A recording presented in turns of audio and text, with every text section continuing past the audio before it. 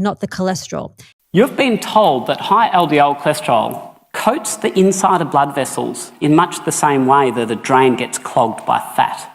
And this is just absurd.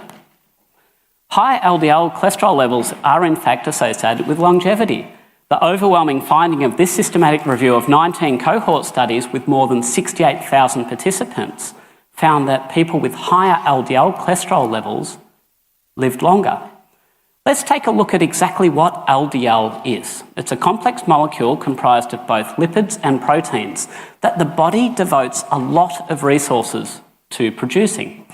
And cholesterol, often referred to interchangeably and incorrectly referred to interchangeably as LDL, is in fact only one component of LDL. It's both carried as cargo internally and dotted through the outside membrane. So it's clear that LDL is not the same as pure cholesterol. The fact is, however, that LDL particles can be found in atherosclerotic plaques.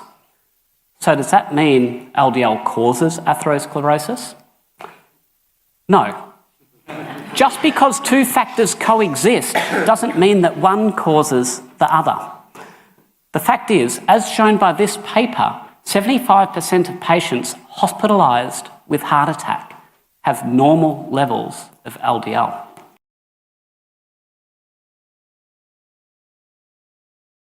Rather, we've got compelling evidence that the root cause of heart disease is actually this: a blood clot, or more specifically, thrombosis.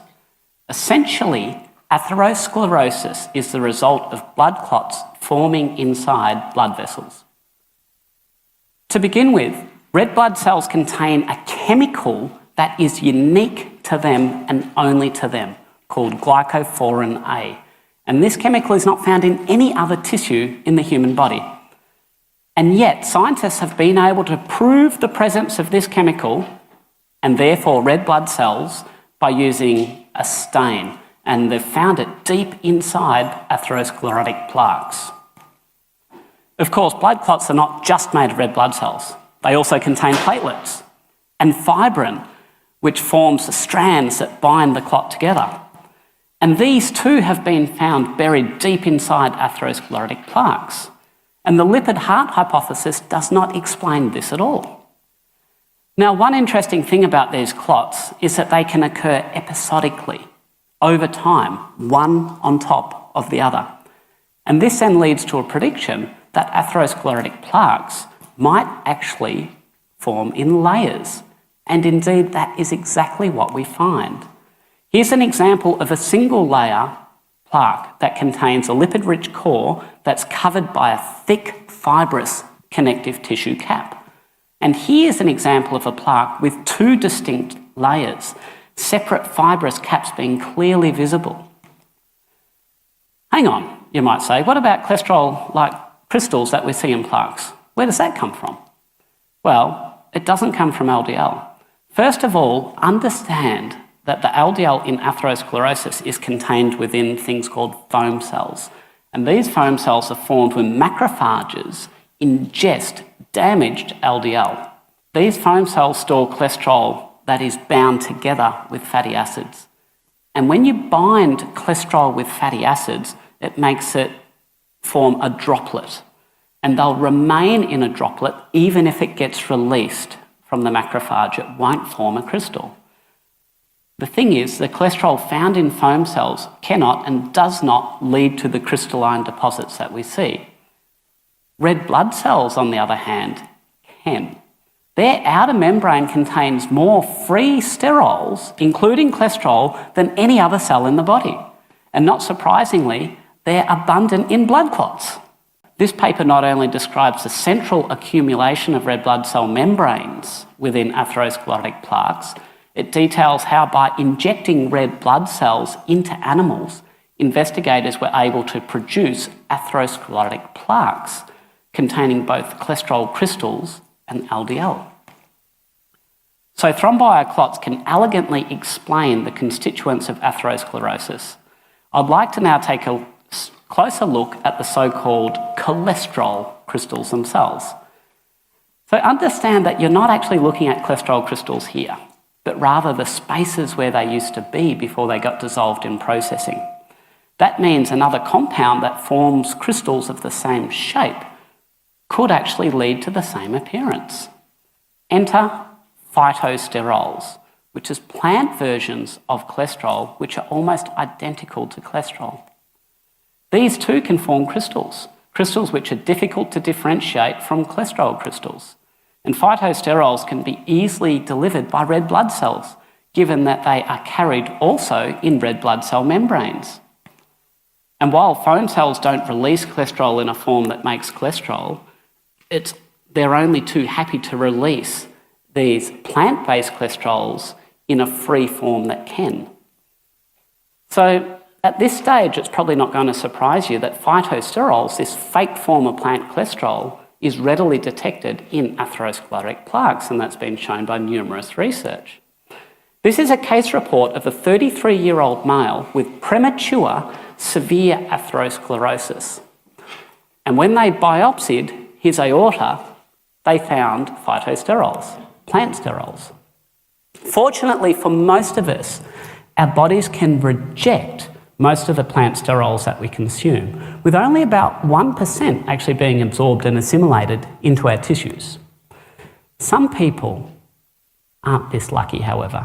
They have a disease called cytosterolemia, and that means that rather than absorbing only 1%, they can absorb between 15 and 60%.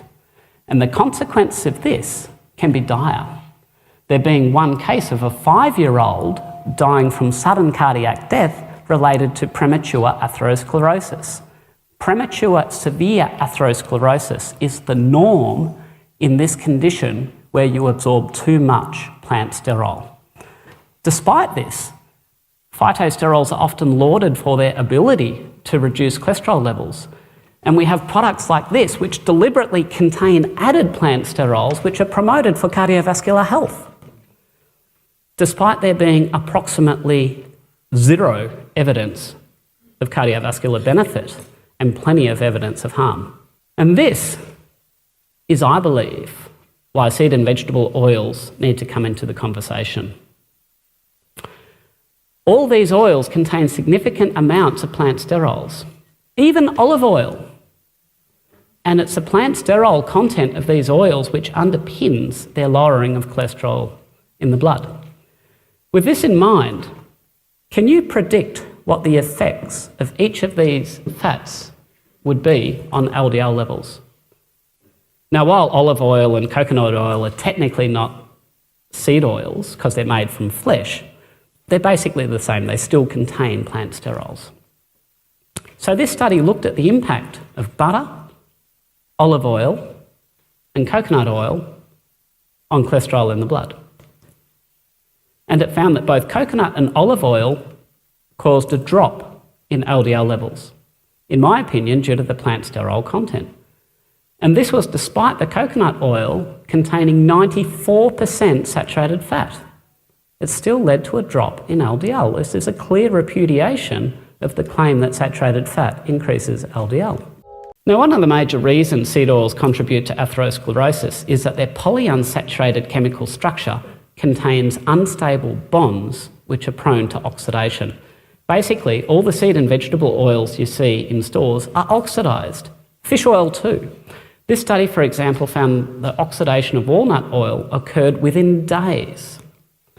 And when oxidized oils are consumed, as we often do, oxidation products get absorbed into the body. The more oxidized the oil, the higher the level of blood oxidation products. And the story for blood oxidation products becomes even more interesting when we have subjects with poor blood sugar control. The two left columns represent subjects with normal blood glucose levels, and the right column, those with poorly controlled diabetes, meaning they've got high blood sugar levels. And you can see the blood oxidation product level is much higher in the poorly controlled diabetics. Furthermore, the blood oxidation products lasted for 9 times longer in these subjects, being detected in the circulation for 3 days, compared to 8 hours for the healthier subjects. So what you might ask is the problem with oxidation products in the blood? The answer is atherosclerosis. as in oxidative stress in the blood triggers blood clotting or thrombosis, which, as you now know, is the source of atherosclerosis. In the words of this paper, oxidative stress is involved in all of the major processes involved in the development of thrombosis. So we're now starting to understand why thrombosis happens. So what actually is oxidation? Well, it's basically an umbrella term that refers to a chemical reaction where an electron is ripped away from a molecule. Basically what rusting is. And because of this reactive tendency, oxidation products in the blood can trigger clotting. Of course, seed oils are not the only source of blood oxidation products. Pollution is a major one. And when we inhale pollutants, if they're small enough, they can pass through the blood vessels, the membrane of the blood vessels, coursing through our lungs and enter our circulation. And this has been proven by research that detects pollutant particles in the blood within 1 minute of inhalation. This is why smoking increases heart disease risk, as in the case of President Eisenhower, who smoked 2 to 3 packs a day. Of course, some pollutants are worse than others. Do you remember leaded petrol? Some of you are old enough. It used to fill the air with lead for us to inhale. Well, lead is particularly potent at contributing to oxidative stress. Lead atoms are just the right size to enter the circulation after inhalation. And this study from 2018 concluded that 1 in 6, or 18%, of the 2.3 million deaths every year in the United States is attributable to lead. And remember, it all comes back to oxidation products in the blood. But just how exactly does oxidation get carried around in the blood? What does it actually look like? Well, how about an LDL particle? Hang on a second, I hear you saying. Didn't you just tell us that LDL wasn't dangerous? Well, yes, I did. And on average, that's true. People with high LDL levels do tend to live longer. But LDL particles can become oxidised when they react with other oxidised substances. So you see, normally in the blood, there's a single population of LDL in a normal distribution,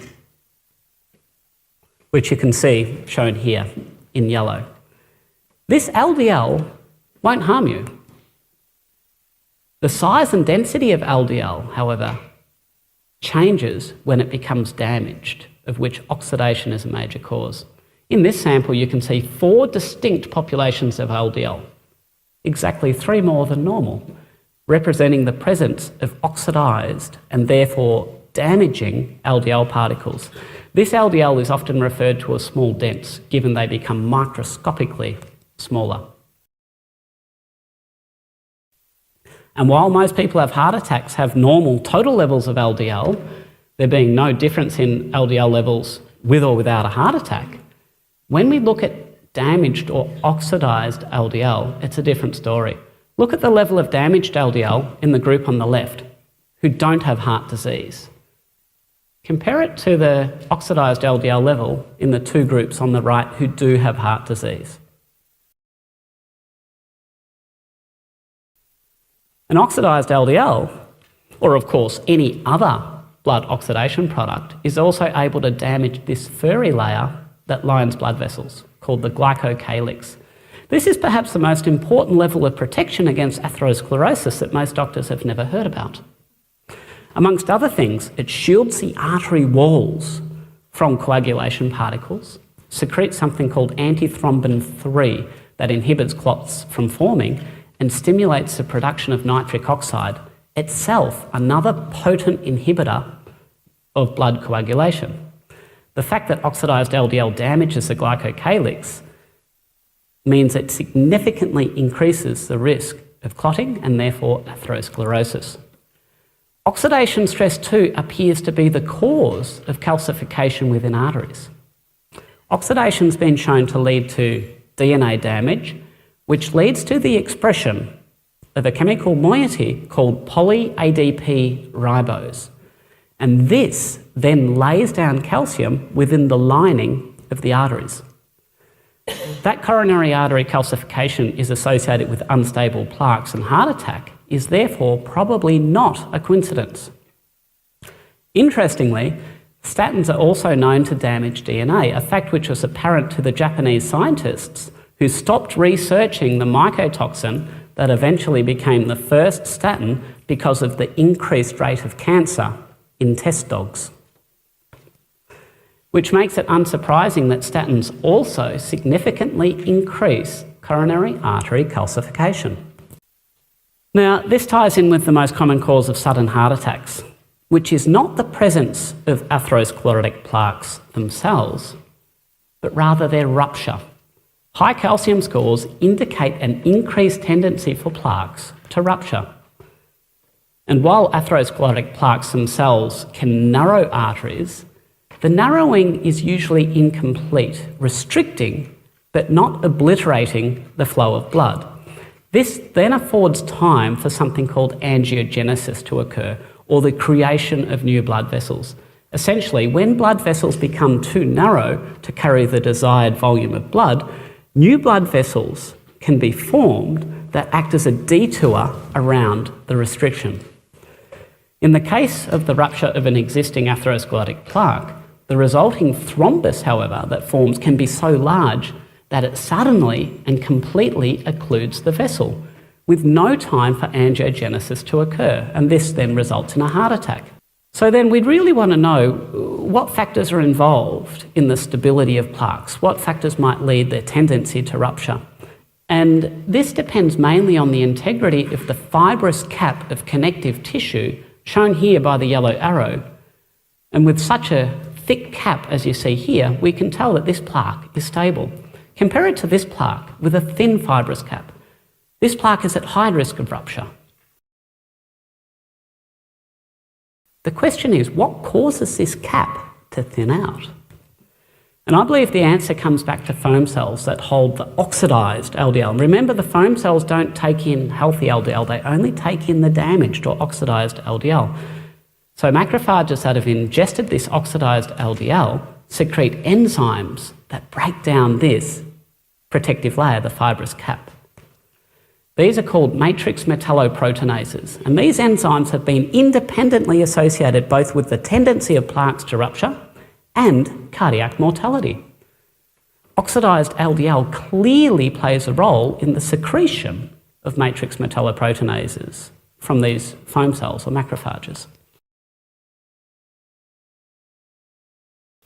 Now, as an aside, the presence of oxidized LDL is quite reliably associated with something called the triglyceride to HDL ratio, there being robust evidence that a low ratio is associated with a low risk of cardiovascular disease. And this is something that can easily be assessed on a standard blood lipid panel. There's another elephant in the room here, though, when it comes to heart disease. Diabetes, which is associated with a tripling of deaths from heart disease and stroke.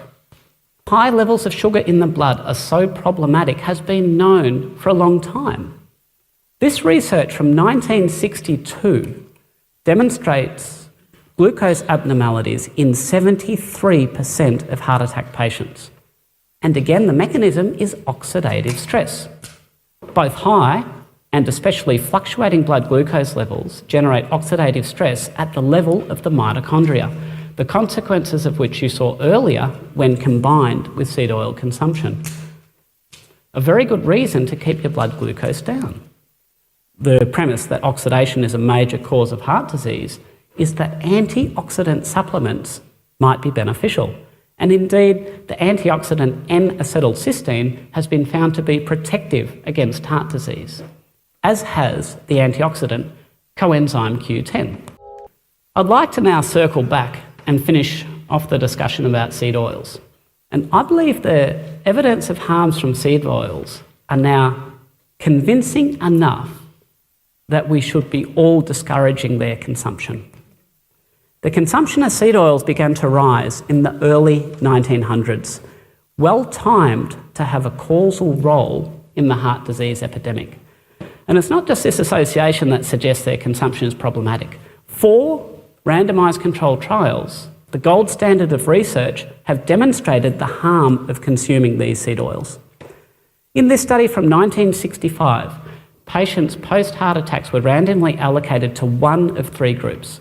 There were 2 intervention groups consuming either olive or corn oil, also recommended to reduce their saturated fat intake, and a control group on a regular diet. After 2 years, 75% of the subjects in the control group remained free of repeat heart attacks, compared to 57% and 52% of the olive and corn oil groups, respectively. Hardly a ringing endorsement for olive or corn oil. The conclusion of the investigators was quite blunt, in fact. Corn oil cannot be recommended in the treatment of ischemic heart disease. And in my opinion, this study also raises questions about olive oil. The Sydney Diet Heart Study was a randomised controlled trial examining the effects of replacing saturated fat with polyunsaturated fat in men who'd had heart attacks. But despite being finished in 1973, the results on whether this intervention reduced cardiac mortality were destined to never actually be published.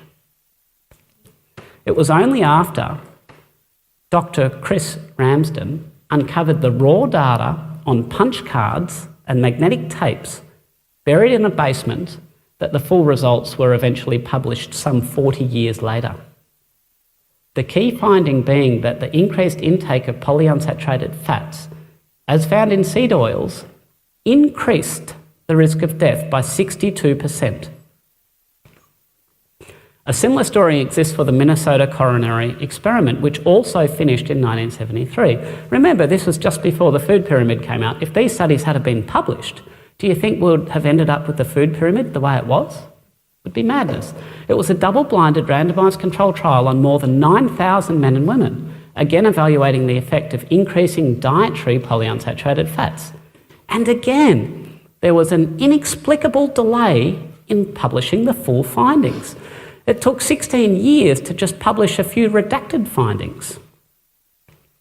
And when the results were finally published 43 years later, again after the raw data was located in a basement, it was revealed that increasing seed oil intake increased the risk of death, a result that was knowingly hidden for decades. And when the now deceased lead author was asked about this delay of publication, he explained it was because the study results were disappointing. More recently, we've got the Women's Health Initiative study. So published first in 2006, it was a massive study of over 48,000 females designed to definitively assess the benefits of lowering saturated fat and increasing polyunsaturated fat intake. The most important outcome of this kind of study clearly being survival. And while the results were technically published, they were done in a very obscure manner, almost like the authors didn't want anyone to actually see them. This vague sentence on page 661 of the publication was the single reference to the only statistically significant finding within the whole paper. Remember, this study cost $700 million US, and that was the best they could do. The finding being that females with a history of heart disease faced a 26% increased risk of complications like heart attacks if they followed the intervention diet. Furthermore, the most recent published data demonstrates that the risk of the low-fat intervention group increased over time to between 47 to 61%. And interestingly, in further subsequent publications, they've now stopped publishing that data altogether, even when you go through it with a microscope. You may now be questioning the widespread promotion of seed oils as healthy. And in my opinion, you should. The problem is we're consuming a huge amount of seed oils. This BMJ paper found that seed oil intakes exceeding 6% of total energy are more harmful than high-carb diets. The fact is Australians consume more than double this amount, deriving 13% of their energy from seed oils. The fact is we'd be much better off with animal fats. In closing, I'd like to acknowledge the work of Scottish GP Malcolm Kendrick on exposing the role of blood clots in atherosclerosis. He's the author of this book, which provides an excellent summary of the clotting theory, and is also the subject of cancellation or deletion by Wikipedia, accused and convicted by online editors for being a fringe figure who had the absolute audacity to argue against the lipid hypothesis. Thank you.